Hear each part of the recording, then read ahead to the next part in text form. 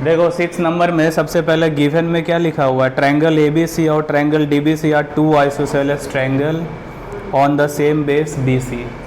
अब isosceles triangle के बारे में मालूम है पहले से। आइसोसेलेस ट्रायंगल बोलते हैं दो साइड इक्वल होता है। अगर BC बेस है तो ये दोनों साइड क्या होगा, इक्वल होगा। इसको बोलते हैं आइसोसेलेस ट्रायंगल।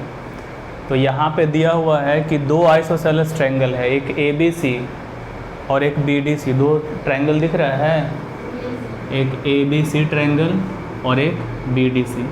ये दोनों सेम बेस के ऊपर है। BC जो है दोनों का बेस है, ठीक है। तो बताओ कौन सा साइड इक्वल होगा। ABC ट्रायंगल में कौन सा साइड इक्वल होगा, AB और AC इक्वल हो जाएगा। BC जो है बेस है तो AB और AC इक्वल होगा कि नहीं। तो यही चीज़ गिवन में लिख लेंगे, AB इक्वल टू AC। अब BDC ट्रायंगल में आ जाओ, BDC ये भी एक आइसोसेलेस ट्रायंगल है। तो क्या इक्वल हो जाएगा, BD और DC या CD। तो ये भी गिवन में लिख लेंगे, BD इक्वल टू DC। समझ गए। ये दो चीज़ हम लिख लिए, दिया हुआ था कि दोनों आइसोसेलेस ट्रायंगल है, ठीक है। देखो तो दो ट्रायंगल था यहाँ पे, ट्रायंगल ABC और ट्रायंगल DBC। ये दोनों सेम बेस पे था, BC पे। तो हम यहाँ से गिवन में लिख लिए कि AB और AC इक्वल है, BD और DC इक्वल है, ठीक है। इसके बाद और इसमें कुछ भी नहीं दिया हुआ है गिवन में। अब यही कह रहा है कि AD is extended to intersect BC at E। AD line को आगे बढ़ाया गया है जो कि BC लाइन पे E पे जा कर के मिल रहा है, ठीक है। गिवन मेन यही दो पॉइंट दिया हुआ था। अब प्रूफ क्या करना है वो लिखेंगे। तो फर्स्ट नंबर इसमें प्रूफ करना है, triangle ABD congruent triangle ACD। Second number proof करना है, triangle ABE congruent triangle ACE। Third number है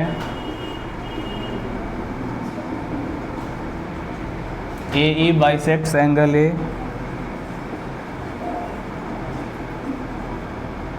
as well as angle D। AE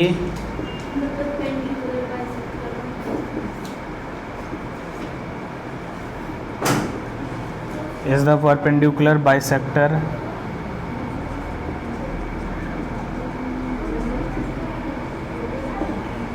proof करने में जो जो चीज़ दिया हुआ रहता है सीधा सीधा बस लिख देना है और नहीं पूछना है। यहाँ तक समझ गए। पहला नंबर जो प्रूफ करना है, ट्रायंगल ABD और ACD दोनों को कॉन्ग्रुएंट करना है। तो फिगर में सबसे पहले तुम ABD और ACD को देखो, दिखाई दे रहा है फिगर के अंदर। ABD और ACD दोनों ट्रायंगल दिख रहा है। इस दोनों ट्रायंगल को कॉन्ग्रुएंट करना है। तो बताए थे कि जिस भी ट्रायंगल को कॉन्ग्रुएंट करना होता है हम पहले उसमें पता करते हैं कि कौन कौन सा साइड इक्वल है, कौन कौन सा एंगल इक्वल है। तो इसके लिए सबसे पहले लिख लेंगे in triangle ABD and triangle ACD। अब इस दोनों ट्रायंगल में जा कर के पता करो कि कौन कौन सा साइड इक्वल है और कौन कौन सा एंगल इक्वल है। तो बताए थे कि सबसे पहले तुम्हें चले जाना है गिवन में, गिवन से ही दो चीज़ें मिल जाएगी। तो चलो गिवन में जैसे ही गए तो देखो AB और AC इक्वल है। AB और AC इसी दोनों ट्रायंगल का साइड है कि नहीं, इस दोनों का साइड है ना AB और AC। तो इसका मतलब AB इक्वल हो गया AC के, और ये कहाँ से लिखे हैं, गिवन से, ठीक है।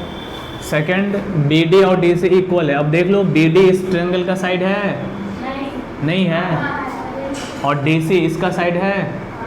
तो ये भी हम लिख सकते हैं BD equal to DC, BD equal to DC, ये भी लिखेंगे गिवन।